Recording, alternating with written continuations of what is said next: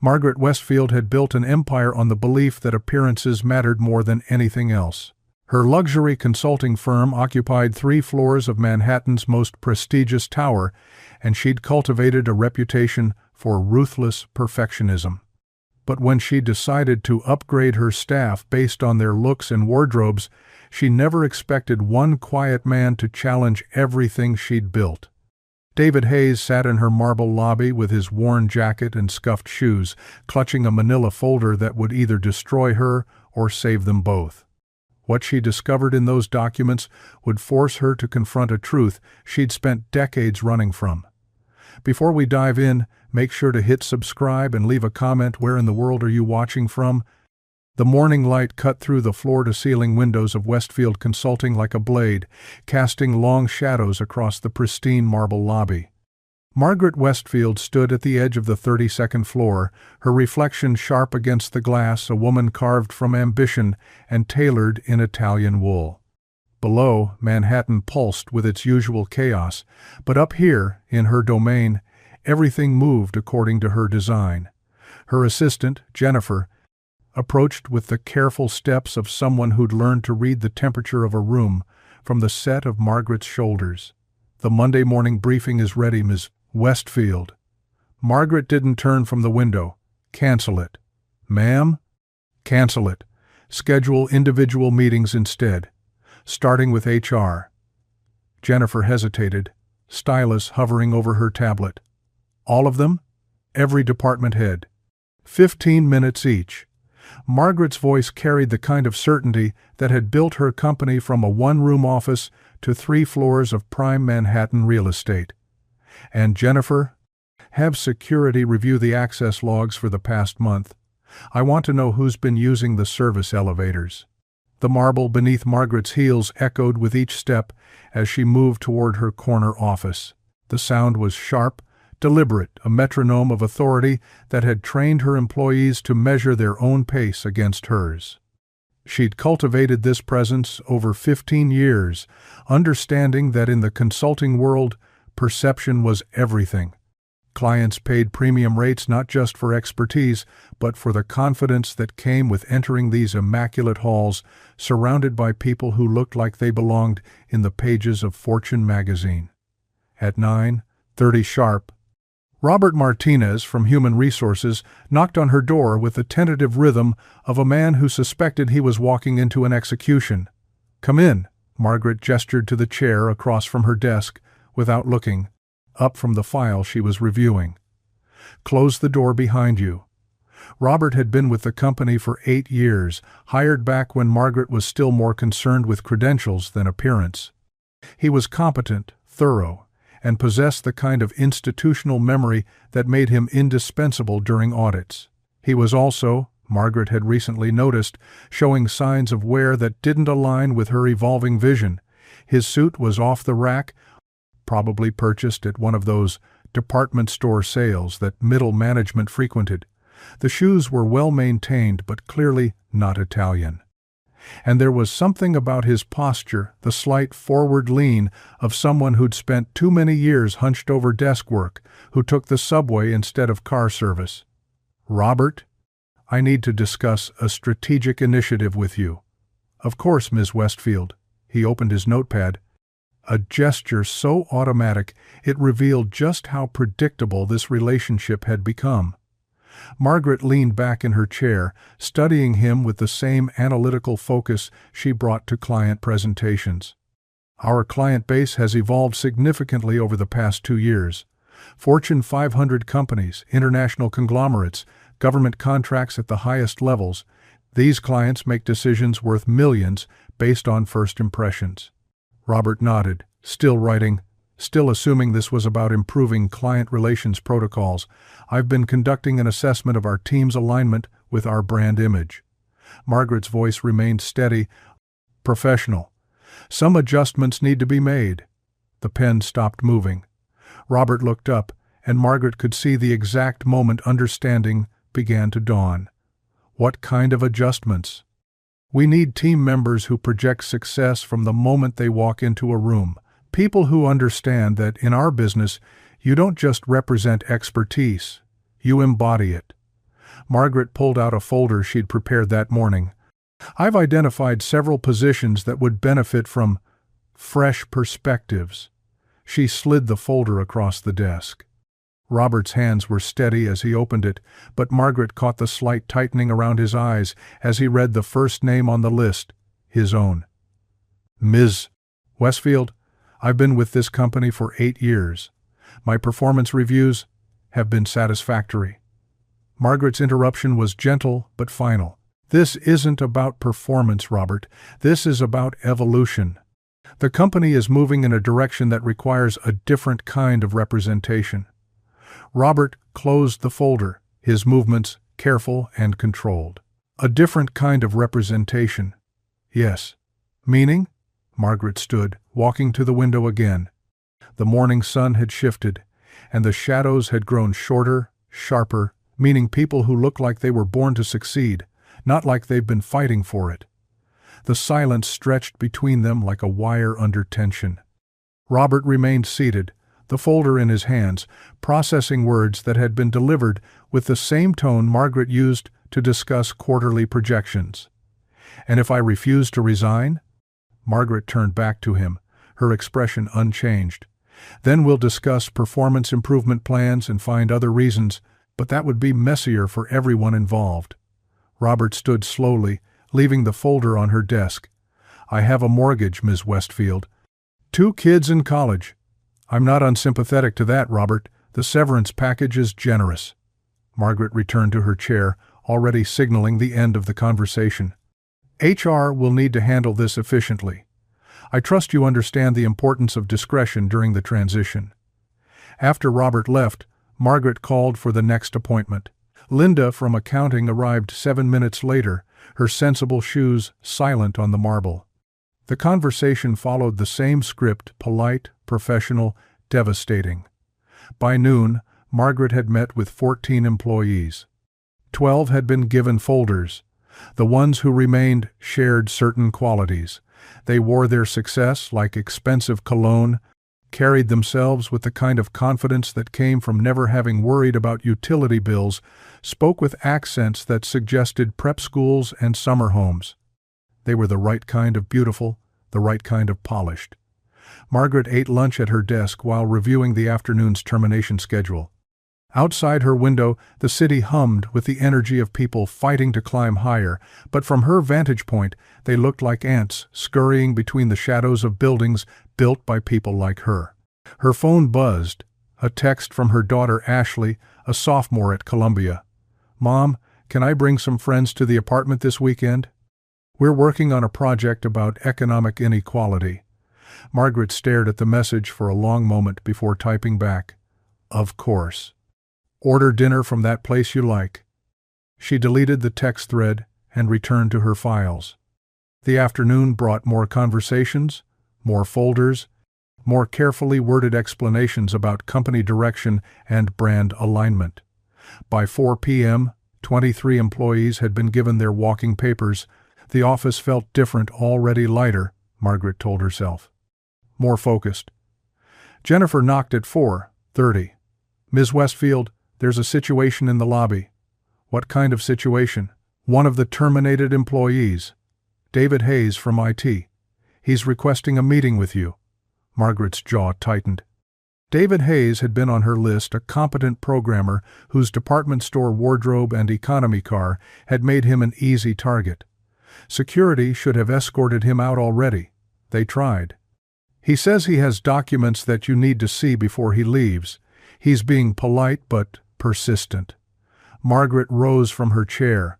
David Hayes, she remembered him now, always arrived early, stayed late, rarely spoke in meetings unless directly asked. The kind of employee who faded into the background until you needed something fixed, then somehow made the impossible work. "Tell security to give me 5 minutes with him. Conference room B." "Ma'am?" "5 minutes, Jennifer. Then he leaves." Conference room B was smaller than Margaret's usual meeting spaces, with a simple table and 4 chairs, no windows. She preferred it for difficult conversations. The enclosed space created pressure, encouraged quick resolution. David Hayes was waiting when she entered, a manila folder clutched in hands that showed the calluses of someone who'd once worked with them. His suit was the same off-the-rack navy she'd seen that morning, but something about his posture had changed. The resignation she'd witnessed during their earlier meeting had hardened into something else. "Mr. Hayes." Margaret remained standing, keeping the power dynamic clear. "Jennifer mentioned you had documents." David looked up at her, and Margaret was surprised by the steadiness in his eyes. "I do." He opened the folder and removed a stack of papers. Bank statements, Margaret realized. Loan documents, medical bills. "These are my daughter's treatment records," David said, his voice quiet but firm. "Leukemia. Diagnosed 18 months ago." Margaret felt something cold move through her chest, but her expression remained unchanged. "I'm sorry to hear that, Mr. Hayes, but personal circumstances don't. She's in remission now." David's interruption was gentle but absolute. "Thanks to the insurance coverage this job provides. The treatments cost $200,000. Without this position, without this insurance." He didn't finish the sentence. He didn't need to. Margaret looked down at the papers spread across the table. Medical terminology she didn't understand, numbers that made her own mortgage seem trivial, and then, at the bottom of the stack, a photograph. A little girl, maybe 8 years old, sitting in a hospital bed. She was smiling despite the feeding tube, despite the way the oversized hospital gown swallowed her thin frame. Her hair was growing back in soft patches, and her eyes held the kind of brightness that seemed impossible given the circumstances. "Her name is Emily," David said. "She wants to be a programmer like her dad." Margaret's hands remained steady as she looked at the photograph, but something inside her chest had begun to crack. The little girl looked nothing like Ashley had at that age. No expensive clothes, no private school polish, no assumption that the world would bend to accommodate her dreams, but the hope in her eyes was the same. "Mr. Hayes, I understand this is difficult. Do you?" David's question was soft, but it cut through Margaret's prepared response like a blade. "Do you understand what it's like to choose between keeping your child alive and keeping your dignity?" Margaret met his eyes, and for the first time that day she felt uncertain. "I have responsibilities to this company, to our clients, to our brand." David nodded slowly, gathering the papers back into the folder. "I know what I look like to you, Miss Westfield. I know my suit came from J.C. Penney. I know I drive a 12-year-old Honda. I know I don't fit the image you're trying to project." He stood, and Margaret was struck by how much taller he seemed than he had that morning. "But I also know that I've worked 60-hour weeks for 3 years to keep this company's servers running. I know that I've solved problems that saved you millions in downtime, and I know that my daughter's life depends on the health insurance you're about to take away because I don't look successful enough." Margaret watched him move toward the door, her mind racing through calculations, legal liability, public relations risk, the cost of replacing his institutional knowledge. "Mr. Hayes," he stopped, hand on the door handle. "Sit down." For a long moment, neither of them moved.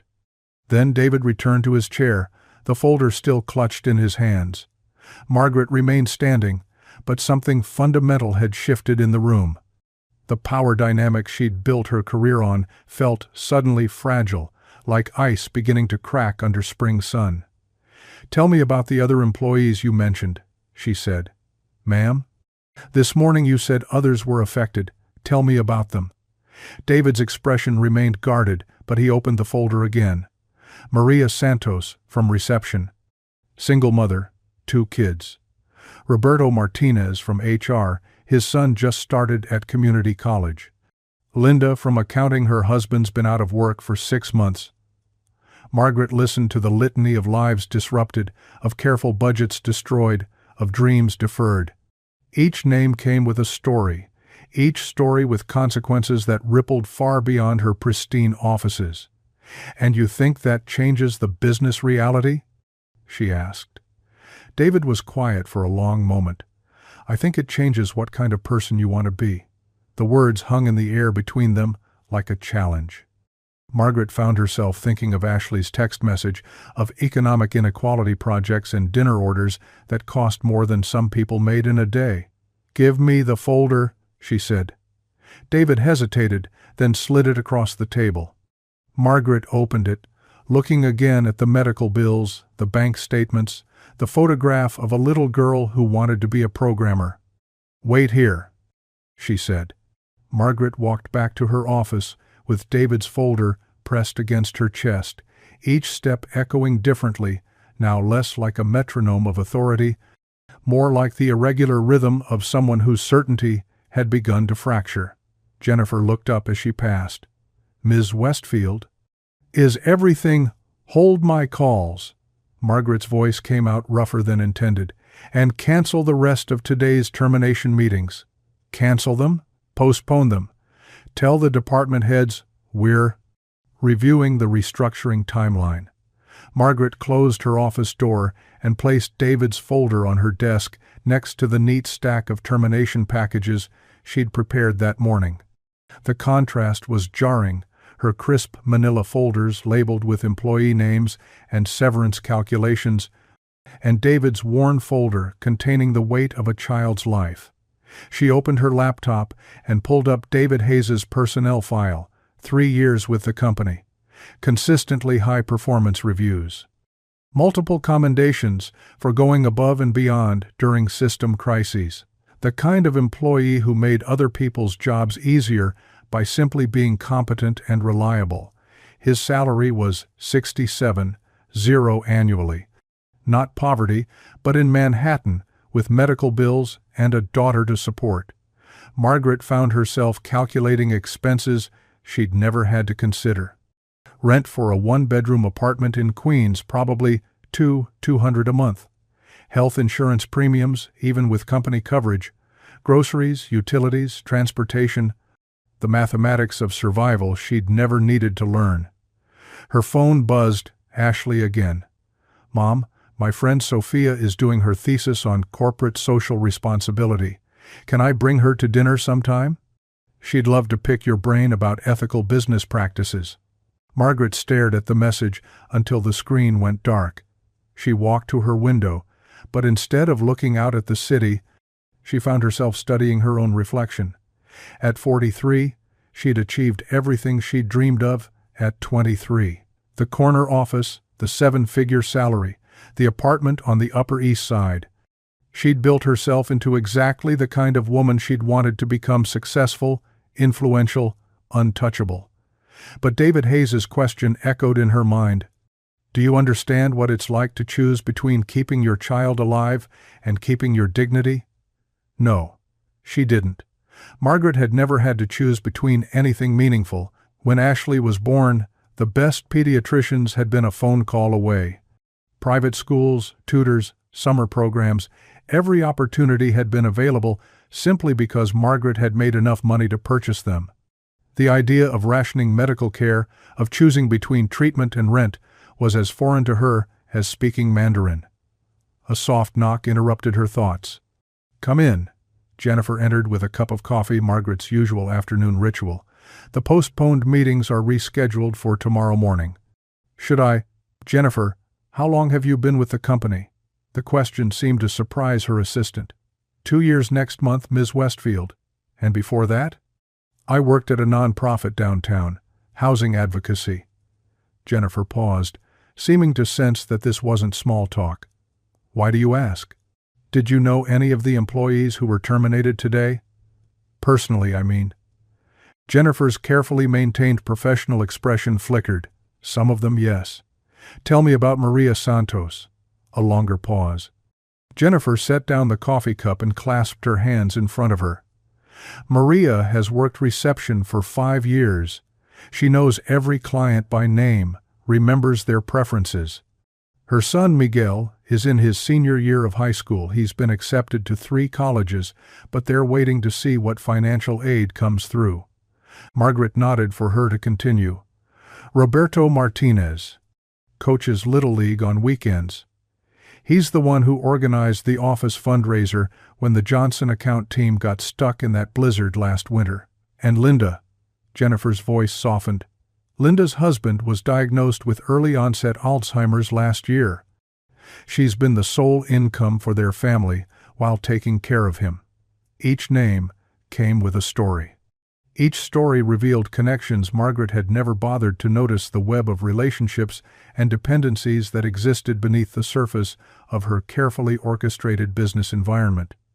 "Why didn't I know any of this?" Margaret asked. Jennifer considered the question carefully. "You never asked, Ms. Westfield." The honesty was gentle but absolute.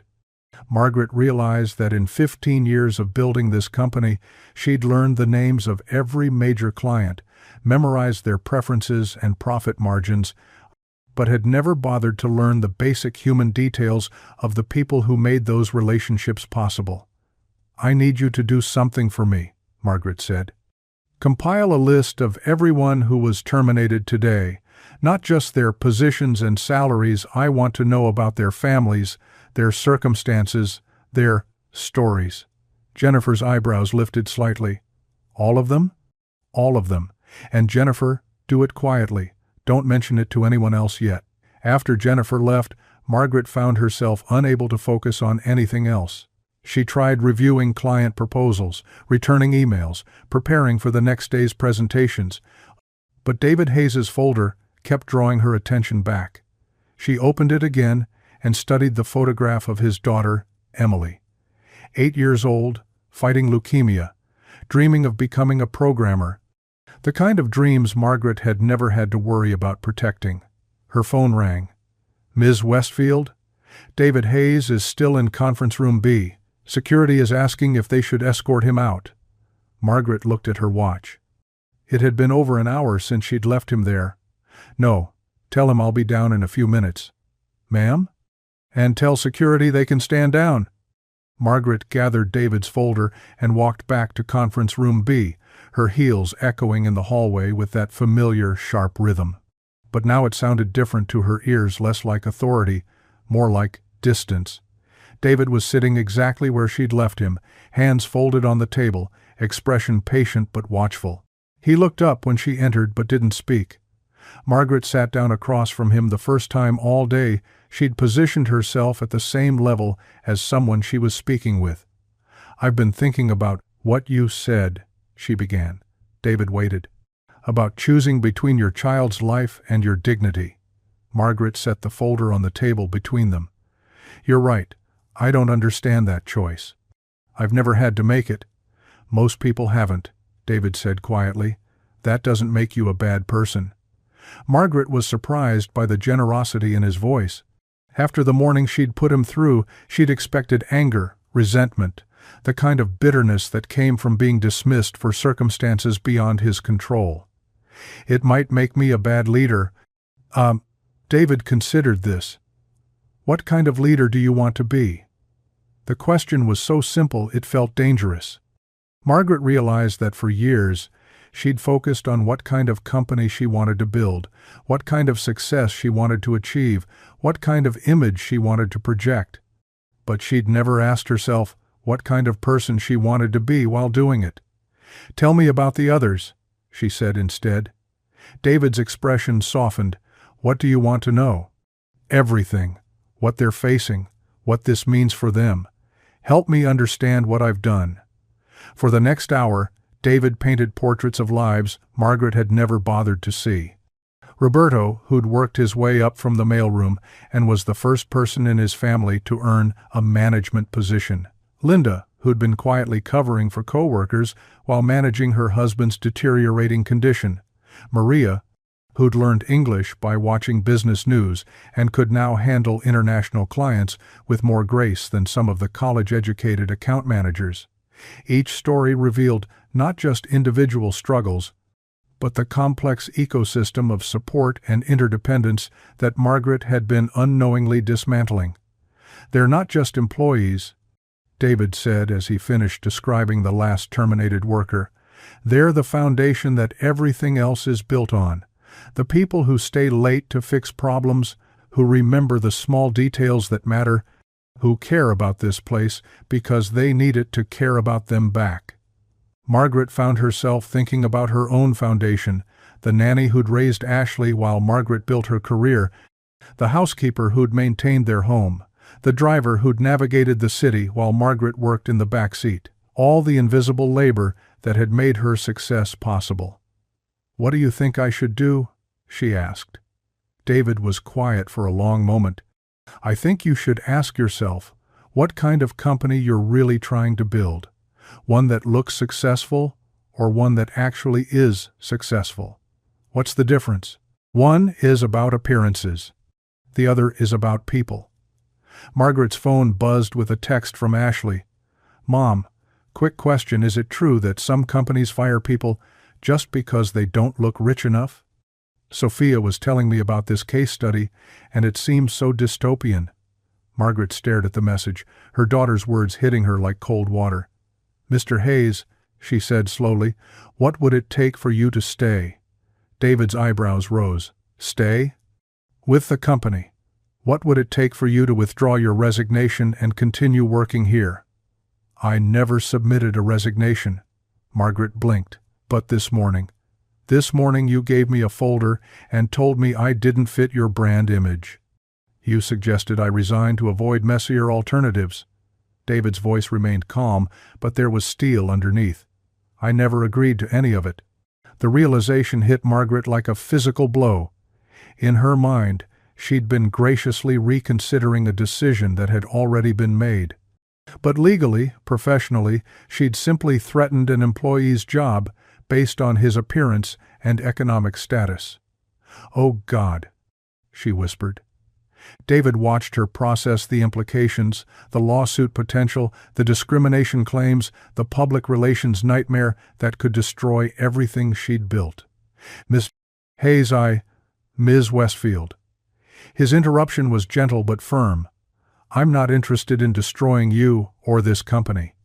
I'm interested in keeping my daughter alive, and maybe, if I'm lucky, keeping some small amount of dignity while I do it." Margaret met his eyes and saw something she hadn't expected, not anger or resentment, but a kind of weary hope. "What do you want from me?" she asked. "I want you to be better than you were this morning." The simplicity of it was devastating. Not revenge, not compensation, not public humiliation, just the chance for her to choose differently. Margaret's hands were shaking as she reached for her phone. "Jennifer, I need you to contact everyone who was terminated today. All of them. Tell them there's been a significant change in the restructuring plan and ask them to come in tomorrow morning for individual meetings. All of them, Ms. Westfield. All of them. And, Jennifer, clear my schedule for the rest of the week." After she hung up, Margaret looked back at David. "That's a start. But I need to understand something. Why are you giving me this chance? After what I put you through today, why aren't you filing a lawsuit or calling the media?" David picked up the folder containing his daughter's medical records. "Because Emily asked me what I do at work, and I told her I help fix things that are broken. I'd like that to still be true tomorrow." Margaret felt something crack open in her chest, a space she hadn't even realized had been sealed shut. "Will you help me?" she asked. "Help you what?" "Fix what's broken." David studied her for a long moment, and Margaret could see him weighing her sincerity against the morning's cruelty, measuring hope against the practical reality of protecting his family. "I'll try," he said finally, "but it's going to require more than just undoing today's mistakes." "What do you mean?" David stood, gathering his papers. "It's going to require you to see us, really see us, not as liabilities or assets or brand representatives, but as people with lives that matter as much as your client's profit margins." Margaret nodded, though she wasn't entirely sure what she was agreeing to. "There's something else," David said as he reached the door. "The others, the ones you terminated today, they're going to need more than just their jobs back. They're going to need to trust that this won't happen again the next time you decide appearances matter more than competence."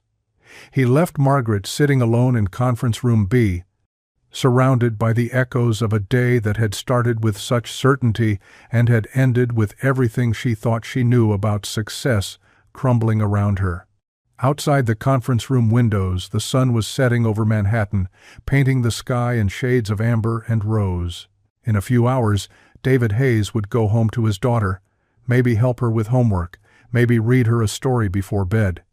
Tomorrow, she would wake up in a world where her father still had health insurance, still had a job, still had hope. Margaret realized she couldn't remember the last time she'd read Ashley a bedtime story. Margaret's apartment felt different when she arrived home that evening.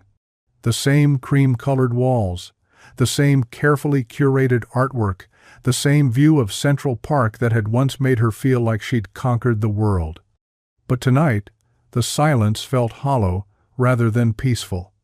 She found Ashley in the Kit Hayes, textbook spread across the marble island, laptop open to what appeared to be a research paper. "Hey, Mom." Ashley looked up with the distracted smile of someone deep in academic thought. "How was your day?" Margaret poured herself a glass of wine and sat down across from her daughter. For the first time in months, she really looked at Ashley, not just the dutiful maternal check-in, but actually saw her.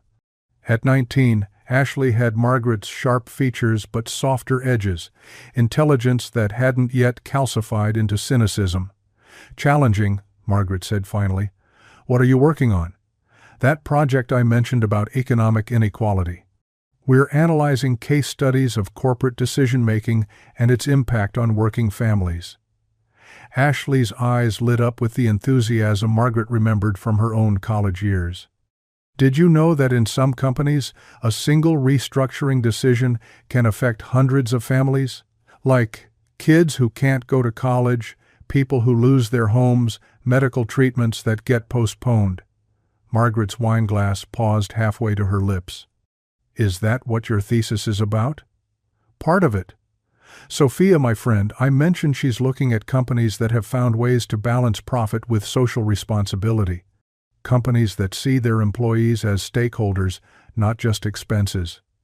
Ashley pulled up a document on her laptop. "Actually, there's this one case study about a consulting firm in Manhattan that completely transformed their approach to human resources."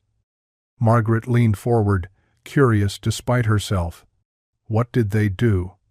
Well, the CEO realized that firing people based on appearance or economic status wasn't just morally wrong, it was bad business. They were losing institutional knowledge, damaging morale, creating legal liability. Ashley's fingers flew across the keyboard.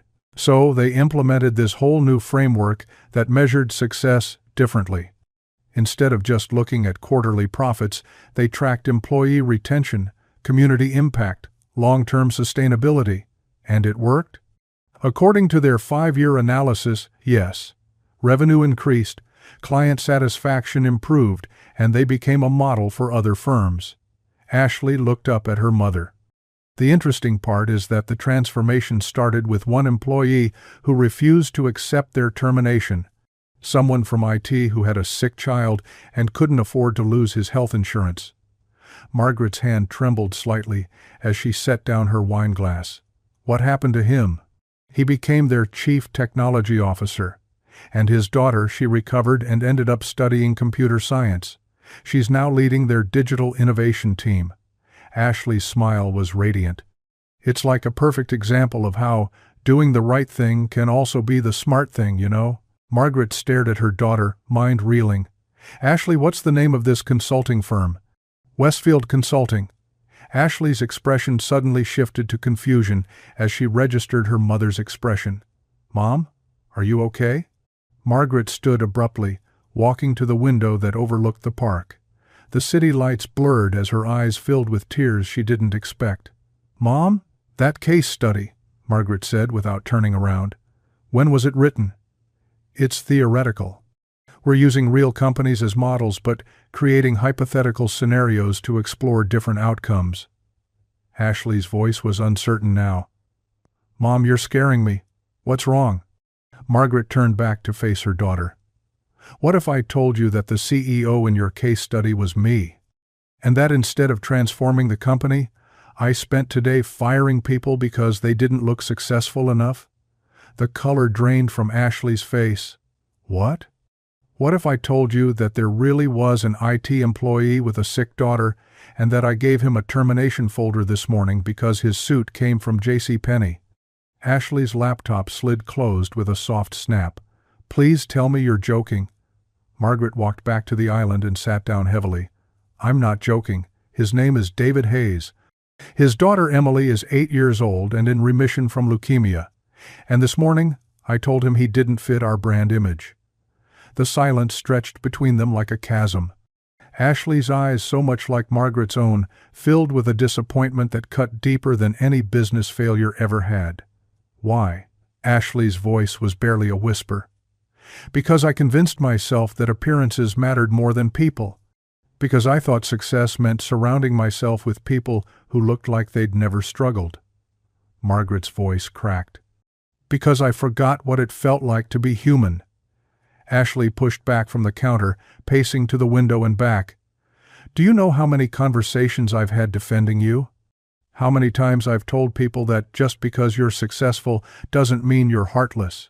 Her voice rose with each word. I've been writing papers about corporate social responsibility while my own mother was... She stopped, unable to finish the sentence. I know. Do you? Do you really know what you've done? Ashley's composure finally cracked. That man's daughter Emily, she could have died if you'd taken away their insurance. People could have lost their homes, their futures, their hope, and for what? So your lobby looks more impressive? Margaret had faced angry clients, hostile board meetings, devastating market downturns, but nothing had prepared her for the weight of her daughter's moral judgment. I can fix this, she said. Can you? Ashley's laugh was bitter.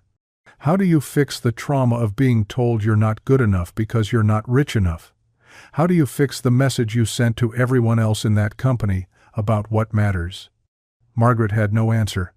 Ashley grabbed her laptop and books. I need to think about this. I need to. She stopped at the Kit Hayes doorway.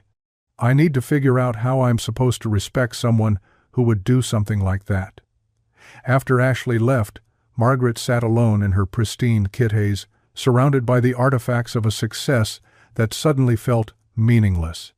She pulled out her phone and scrolled through her contacts until she found David Hayes' number. The phone rang 3 times before he answered.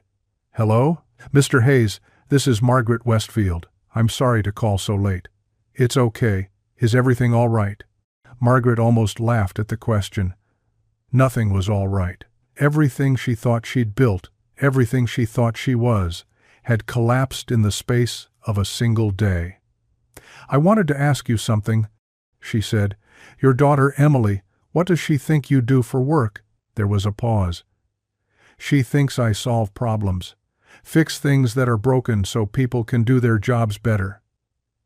And what do you tell her about me? About the company? Another pause, longer this time. I tell her that some problems are harder to fix than others, but that doesn't mean they're not worth fixing. Margaret closed her eyes. Mr. Hayes, I need to ask you a favor. What kind of favor? Tomorrow, when you come in, when we meet with the others, I need you to help me understand not just what I did wrong, but how to do better. How to be better? Her voice dropped to barely above a whisper. I think I've forgotten how to see people as more than spreadsheet entries. Ms. Westfield, are you sure you want to hear what that might involve? No, Margaret admitted, but I think I need to hear it anyway. David was quiet for a moment. Okay, but if we're going to do this, we're going to do it right. No half measures, no PR band-aids, real change. What does that mean? It means you're going to have to give up some of the control you've spent 15 years accumulating. It means listening to people you've never bothered to hear. It means accepting that sometimes the right decision isn't the profitable decision. David's voice was gentle but unwavering. Are you prepared for that? Margaret looked around her empty Kit Hayes, thought about Ashley's disappointment, about Emily Hayes fighting for her life, about Maria Santos waiting to hear if her son could go to college.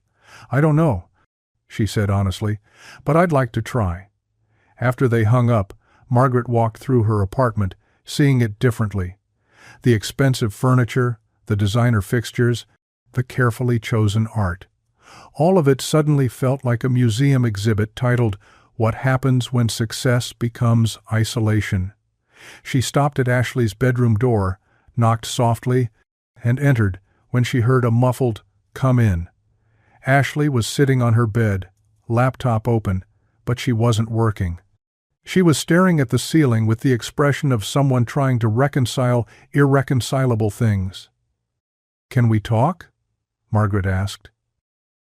Margaret sat down, feeling like she was 15 years old again, called to account for some transgression. "I keep thinking about all the times you taught me that actions have consequences," Ashley said without looking at her mother. "That how we treat people matters, that success without integrity is just greed with good marketing." Margaret winced. "I remember. So what happened? When did you decide those lessons didn't apply to you?" It was a fair question. Margaret tried to trace the path that had led her from the idealistic young lawyer who'd started this company to the woman who'd spent the morning destroying lives for cosmetic reasons. "I think it happened gradually," she said finally. "Client by client, deal by deal, I started believing that the ends justified the means. That as long as the company was successful, the methods didn't matter as much. But they do matter. Yes, they do." Ashley finally looked at her. "So, what are you going to do about it?" Margaret took a deep breath. "Tomorrow, I'm going to meet with everyone I terminated today. I'm going to apologize, offer them their positions back, and ask them to help me build something better. And if they say no, then I'll have learned something important about consequences." Ashley nodded slowly. "There's something else you need to know." "What's that?" "That case study I was telling you about, the hypothetical transformation? Sophia and I didn't just make it up. We modeled it on real companies that have made similar changes." Ashley pulled up her laptop. "Companies that realized their employees were their most important asset, not their biggest expense." Margaret leaned forward to look at the screen. Ashley had compiled a list of businesses that had transformed their cultures, their practices, their fundamental approach to human resources. The results were striking: not just improved employee satisfaction, but increased innovation, better client relationships, stronger financial performance over time. "It's possible," Ashley said quietly. "What you want to do, it's actually possible, but it requires you to mean it." Margaret studied her daughter's face, seeing the careful hope there, the willingness to believe that people could change, that systems could improve, that tomorrow could be genuinely different from today. "I mean it," she said. Ashley closed the laptop and looked directly at her mother. "Then prove it." That night, Margaret lay awake staring at the ceiling, thinking about David Hayes's question, "What kind of leader do you want to be?" For 15 years, she'd been the kind of leader who commanded through intimidation, who measured success in quarterly reports, who believed that distance created authority. She'd built a company that looked impressive from the outside, but had forgotten to build one that felt meaningful from the inside. Tomorrow, she would try to become a different kind of leader. The kind who listened more than she spoke, who saw people as complex beings rather than simple resources, who understood that true success was measured not just in profit margins, but in human flourishing. She thought about Emily Hayes, 8 years old and dreaming of becoming a programmer.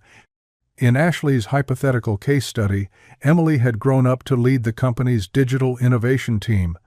In Margaret's reality, Emily was just a sick little girl whose father had almost lost his job for the crime of not looking wealthy enough. But maybe if Margaret could find the courage to change, if the people she'd hurt could find the grace to forgive, if the company could evolve into something worthy of the trust placed in it, maybe Emily's dreams could still become real. Maybe they all could. Outside her window, Manhattan continued its restless dance of ambition and hope. Somewhere in the city, David Hayes was probably checking on his daughter, making sure her medications were organized for the next day, maybe reading her a story about a future where problems could be solved and broken things could be fixed. Margaret closed her eyes and for the first time in years, allowed herself to hope that tomorrow could be different. Margaret arrived at the office an hour before her usual time, but David Hayes was already there. She found him in the lobby, not sitting in one of the leather chairs reserved for visitors, but standing at the floor-to-ceiling windows, watching the city wake up. His reflection in the glass looked smaller than she remembered, but somehow steadier. "You're early," she said. David turned. In the morning light, she could see the exhaustion around his eyes, the kind that came from sleepless nights spent weighing impossible choices. "I wanted to make sure I was ready." "Ready for what?" "To help you keep your promise." Margaret felt the weight of that simple statement. Yesterday had been about her awakening to the damage she'd caused. Today would be about whether she had the courage to actually repair it. "The others, are they coming?" David nodded toward the elevator bank. "Maria Santos is already here. She came in early to prepare the conference room. Roberto Martinez will be here at 8:30, and the rest throughout the morning." He paused. "They're scared, Ms. Westfield. Scared and angry and confused. Yesterday they thought they understood how the world worked, and then you changed the rules without warning." Margaret looked around the pristine lobby marble floors that reflected the morning sun, fresh orchids that were replaced twice a week, furniture that cost more than most people's monthly salaries. She'd designed this space to intimidate, to establish hierarchy before a word was spoken. "Where should we meet?" she asked. "Not in conference room B, too small, too formal, and not in your office, too much imbalance." David considered the space. "What about here, in the lobby?" "Here? Open space, natural light, equal footing. No one sitting higher than anyone else." Margaret looked around the lobby with new eyes. It would mean giving up the controlled environment she'd cultivated, the psychological advantages she'd built into every business interaction. It would mean meeting as equals rather than as superior to subordinate. "All right." David pulled out his phone. "I'll let the others know." By 9 o'clock, 15 people had gathered in a rough circle around the lobby's seating area. Margaret recognized all their faces, but realized with shame that she knew very few of their stories. Maria Santos sat with her hands folded, her usual warm demeanor replaced by careful wariness. Roberto Martinez kept checking his watch, probably calculating how much work time he was losing, how far behind this would put him. Margaret had prepared remarks, but facing the group people whose lives she'd disrupted with the casual cruelty of a spreadsheet decision, the words felt inadequate. "I asked you all here," she began, then stopped, started again. "Yesterday, I made decisions that were wrong, not just professionally wrong, but morally wrong, and I want to understand how to make them right." Linda from accounting shifted in her chair. "With respect, Ms. Westfield, you can't just unmake what happened yesterday. You can't take back the moment you told us we weren't good enough for your company because we don't look rich enough." The directness of it was like a slap. Margaret had expected anger, but this quiet dignity was somehow harder to bear. "You're right," Margaret said. "I can't take it back. But I can try to understand why I thought it was acceptable in the first place." "Why does that matter now?" asked James from marketing, a man whose 10 years of service had earned him exactly 15 minutes in Margaret's termination schedule. "Understanding your motivation doesn't change the fact that you were willing to destroy our livelihoods for cosmetic reasons." Margaret felt the impulse to defend herself, to explain the business pressures, the client expectations, the competitive environment that had led to her decision. But David's words from the day before stopped her. "It's going to require you to see us, really see us." "It matters," she said slowly, "because if I don't understand how I became the kind of person who could make those decisions, I might make them again." Maria Santos spoke for the first time, her voice carrying the weight of 5 years of watching Margaret from the reception desk. "You became that person gradually, Ms. Westfield, every time you walked past without saying hello. Every time you treated us like furniture instead of people. Every time you made decisions about us without talking to us." The words hung in the air like an indictment. Margaret realized that yesterday's terminations hadn't been an aberration. They'd been the logical conclusion of years of incremental dehumanization. "Tell me how," she said. "How what?" "Tell me how I stopped seeing you as people. Help me understand the process so I can reverse it." Roberto Martinez leaned forward, his expression skeptical. "Why should we help you figure out how to be a decent human being? Shouldn't that be something you already know?" It was a fair question, and Margaret didn't have a good answer for it. She looked around the circle of faces, people who had every right to walk away, to file lawsuits, to expose her behavior to the media and watch her career crumble.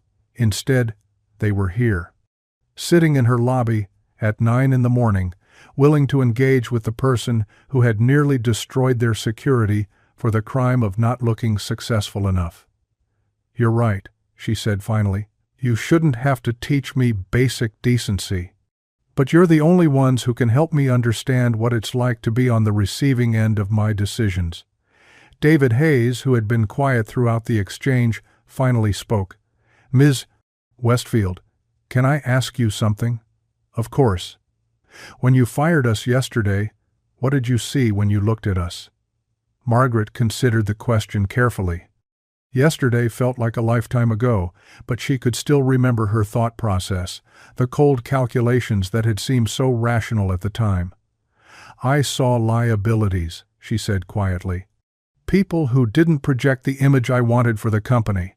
Problems to be solved rather than—" She trailed off, the rest of the sentence too damning to finish. "Rather than what?" Maria prompted gently. "Rather than human beings with lives that mattered." The admission seemed to shift something in the room. Not forgiveness that would take much more, but acknowledgement that Margaret was at least capable of seeing the magnitude of what she'd done. Linda spoke again, her voice softer now, but still carrying an edge of pain. "Do you know what it's like to go home and tell your family that you've been fired because you're not attractive enough for your job? Do you know what that does to a person's sense of worth?" Margaret shook her head. "My husband, he's sick, and some days he doesn't recognize me. But yesterday, when I told him I'd been let go, he had one of his clear moments. And he looked at me and said, 'But Linda, you're beautiful.' As if that should have been enough to save my job." Linda's voice cracked. "And I had to explain to a man with Alzheimer's that in your world his opinion of me doesn't matter because I don't look like I belong in a magazine." The silence that followed was profound. Margaret felt something breaking apart inside her chest, not just guilt, but a fundamental reconstruction of how she understood cause and effect, action and consequence. "I'm sorry," she whispered. "Sorry doesn't pay my mortgage," said James. "Sorry doesn't explain to my daughter why Daddy might not be able to afford her college tuition." Margaret nodded, accepting the anger, the hurt, the practical realities that apologies couldn't address. What would? What would actually help? David leaned forward. Real change. Not just policy changes or PR initiatives, but fundamental transformation in how this company operates. "What does that look like?" "It starts with giving us our jobs back," Roberto said. "All of us. With full benefits restored and no retaliation." "Done."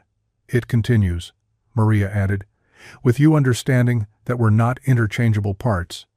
We're people with families, with dreams, with knowledge and skills that took years to develop." Margaret nodded. "I'm beginning to understand that." "Are you?"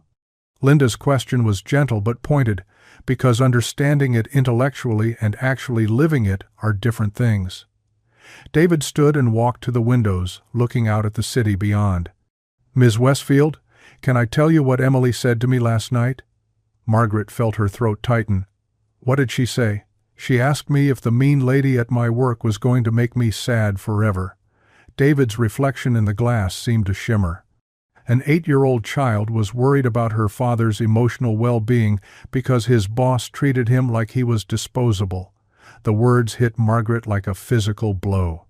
She thought of Ashley's disappointed face, of the case study that painted a hypothetical future where companies chose humanity over image. "What did you tell her?" David turned back to face the group. I told her that sometimes people make mistakes, and sometimes they learn from them, and sometimes they become better because of what they've learned. He paused. I told her we'd have to wait and see which kind of person you turned out to be. Margaret looked around the circle of faces, people she'd reduced to termination folders, now offering her a chance at redemption she didn't deserve but desperately needed. I want to be the kind of person who learns, she said, but I don't know how to do this alone. You won't be alone, David said quietly. If you really mean it, we'll help you build something better. Margaret felt tears she hadn't expected, relief mixed with terror at the magnitude of the change she was committing to. What's the first step? Maria Santos stood, smoothing her skirt with a gesture Margaret had seen 1,000 times at the reception desk but never really noticed. The first step is listening. Really listening. To all of us, not just when there's a crisis. Roberto nodded. The second step is transparency. No more decisions about us made without us. If this company is going to change, we need to be part of designing that change. And the third step, Linda added with the first smile Margaret had seen from her all morning, is accepting that sometimes the people who look the least like success know the most about what it actually takes to achieve it. David returned to his seat in the circle. Are you ready for that, Ms. Westfield? Margaret looked around at the faces of people she'd almost destroyed, people who were offering her a path to redemption despite having every reason to walk away. I don't know if I'm ready, she said honestly, but I'm willing to try. Outside the floor-to-ceiling windows, Manhattan was fully awake, now millions of people pursuing their own versions of success, their own definitions of what it meant to matter. Margaret had spent 15 years believing that success meant rising above those people, insulating herself from their struggles and limitations. Now she was beginning to understand that true success might mean something entirely different, building something worthy of the trust these people were offering her, creating a company that elevated everyone instead of just the person at the top. Then, let's begin, David said. And in the pristine lobby of Westfield Consulting, surrounded by marble and orchids and the artifacts of a success built on distance and control, Margaret Westfield began the most important education of her life.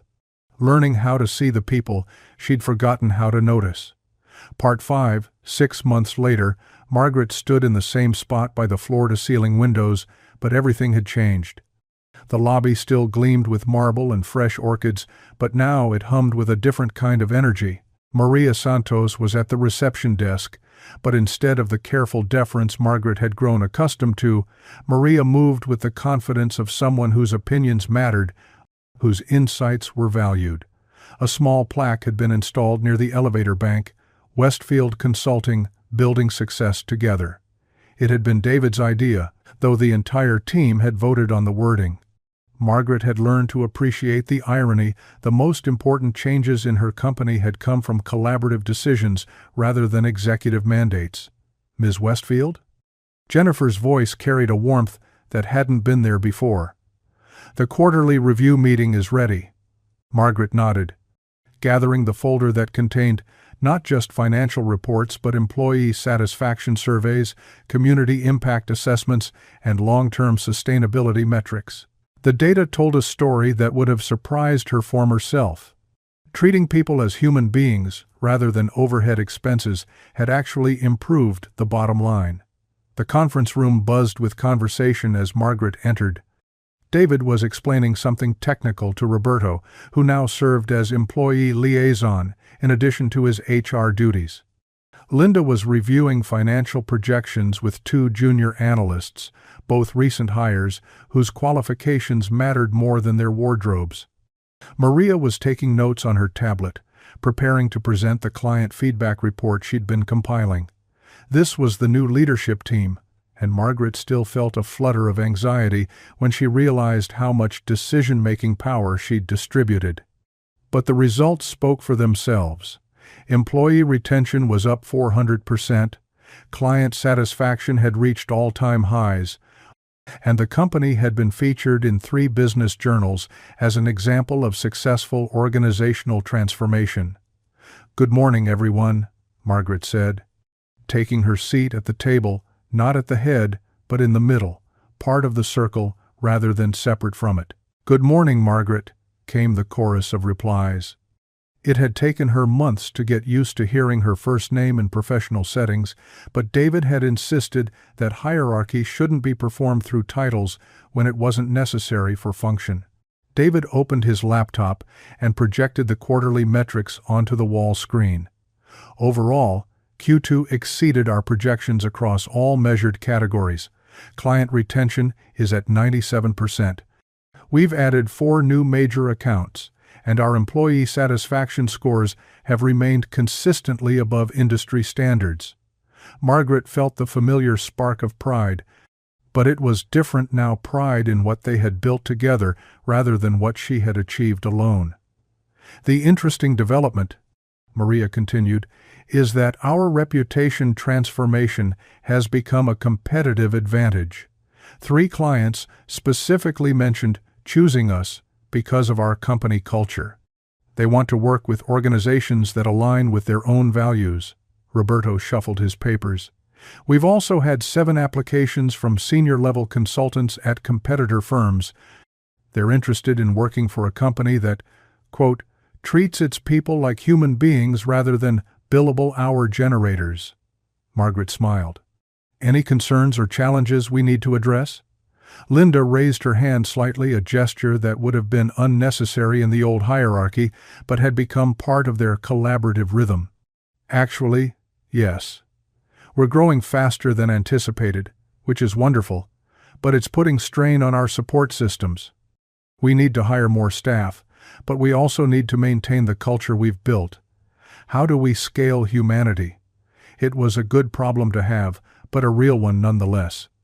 Margaret looked around the table, waiting to see who would offer solutions rather than jumping in with her own ideas. David leaned back in his chair. "What if we made cultural fit part of the interview process? Not in the superficial way it's usually applied, but actually assessing whether candidates can thrive in an environment where collaboration matters more than individual achievement? And we could implement a mentorship program," Maria suggested. "Pair new hires with existing team members who can help them understand not just what we do, but how we do it." Margaret found herself taking notes rather than leading the discussion, marveling at how much more creative the solutions became when they emerged from the people who would actually implement them. "There's something else we should discuss," Roberto said, his tone shifting slightly. "We've been invited to present our transformation model at the National Business Ethics Conference." Margaret's eyebrows rose. "That's..." "It is. They want to showcase companies that have successfully changed their fundamental operating principles. The presentation would be about our journey from appearance-based decision-making to values-based leadership." The room fell quiet. Everyone knew what this meant. Margaret would have to stand in front of hundreds of business leaders and admit to the failures that had precipitated their transformation. She would have to tell the story of the worst day of her professional life and explain how it had become the catalyst for the best changes she'd ever made. "Would you be comfortable with that level of public disclosure?" Linda asked gently. Margaret considered the question. 6 months ago, the idea of admitting professional failure in such a public forum would have been unthinkable. Her reputation, her image, her carefully constructed professional persona, all of it would be vulnerable to scrutiny and judgment. But looking around this table, at people who had trusted her with their second chances and taught her what leadership actually meant, she realized that protecting her image mattered less than protecting the changes they'd built together. "If you think our story can help other companies avoid the mistakes I made," she said, "then yes, I'm comfortable with it." David's smile was small but meaningful. "Emily would be proud to hear you say that." The mention of David's daughter brought warmth to Margaret's chest. She'd met Emily twice now, once at the company picnic they'd instituted, and once when David had brought her to the office on a school holiday. The little girl was thriving, her hair fully grown back, her eyes bright with the confidence of someone whose future felt secure again. "How is Emily doing?" Margaret asked. "She starts coding camp next week. She's been practicing on the computer we set up at home, and yesterday she built her first simple game." David's pride was evident. "She told me she wants to work here someday. Help fix the broken things that keep people from doing their best work." Margaret felt that familiar crack in her chest, the place where her old certainties had broken apart to make room for something more complex and more human. "I hope we're worthy of her by the time she's ready." "We will be," Maria said with quiet confidence, "because we're not done changing yet." After the meeting ended, Margaret found herself walking through the office floors, something she'd begun doing regularly. Not the performative executive presence she'd once cultivated, but genuine curiosity about the work being done and the people doing it. She stopped at David's desk, where he was reviewing code on one monitor while troubleshooting a client issue on another. The complexity of his work had always been invisible to her before she'd seen only the external markers of his economic status, not the intellectual sophistication that made him indispensable to their operations. "David, can I ask you something?" He looked up from his screens. "Of course. That day 6 months ago, when you refused to leave the lobby, you could have destroyed me. Filed discrimination complaints, called the media, made sure I never worked in this industry again." Margaret pulled up a chair, sitting at his level rather than standing over him. "Why didn't you?" David was quiet for a moment, considering the question. "Do you remember what I told Emily that night? About people making mistakes and learning from them?" Margaret nodded. "I believed that about you. Even when you were at your worst, even when you were treating us like disposable objects, I could see something in you that wanted to be better." David saved his work and turned to face her fully. "Emily asked me once why I didn't just get a different job, work for someone nicer, and I realized that if I walked away, nothing would change. You'd hire another programmer, treat them just as badly, and the cycle would continue. So you stayed to change me?" "I stayed because someone had to believe you could change. And because Emily deserves to grow up in a world where people try to be better, instead of just walking away from problems." Margaret felt the weight of that trust. The responsibility of living up to the faith David had placed in her transformation. "Do you think I have? Changed, I mean?" David's answer came without hesitation. "You're asking me that question instead of telling me you have. That's how I know you have." That evening, Margaret walked into her apartment to find Ashley in the kit haze, but this time she wasn't alone. A young woman with warm eyes and an easy smile was helping her prepare dinner, both of them laughing about something Margaret had missed. "Mom, you're home early." Ashley's face lit up with genuine pleasure rather than dutiful acknowledgement. "This is Sophia, the friend I mentioned." Margaret extended her hand to the young woman who had written hypothetical case studies about companies that chose humanity over image. "Sophia, it's wonderful to meet you. Ashley's told me so much about your research." Sophia shook her hand with a firm grip and direct eye contact. "Ms. Westfield, I have to say when Ashley told me what you've accomplished at your company over the past 6 months, I could hardly believe it. The transformation you've achieved is exactly what we've been studying in our program." Margaret felt heat rise in her cheeks. "I can't take credit for the transformation. That was a collaborative effort with people far wiser than me." "But you made it possible," Sophia insisted. "You had the courage to admit when you were wrong and the humility to learn from the people you'd hurt. That's incredibly rare in corporate leadership." Ashley beamed at her mother with the kind of pride Margaret had always wanted to earn, but had never known how to achieve. "Mom, Sophia wants to interview you for her thesis. Would you be okay with that?" Margaret looked at these two young women, brilliant, idealistic, determined to build a better version of the world they were inheriting, and felt a responsibility that went beyond quarterly reports and client satisfaction scores. "I'd be honored," she said, "but I have one condition." "What's that?" Sophia asked. "I want David Hayes and the rest of my team to be part of the interview. The real story isn't about my transformation, it's about what happens when people choose to see each other as fully human.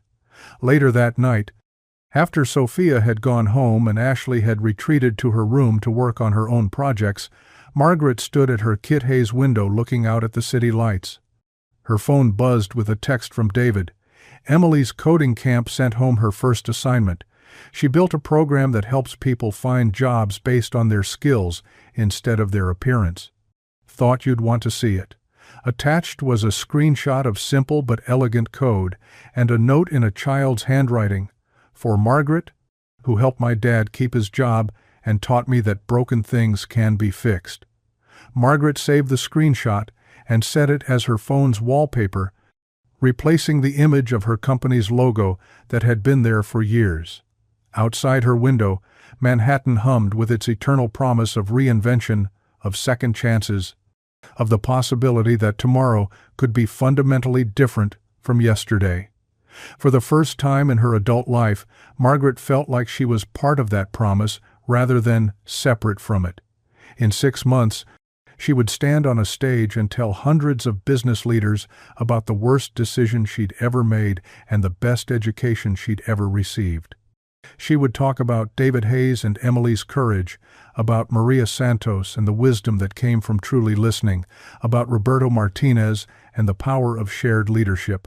But tonight, she was simply a woman who had learned to see the people she'd forgotten how to notice, who had discovered that true success meant building something worthy of the trust others placed in you. She thought about Emily's note, "Broken things can be fixed," and smiled.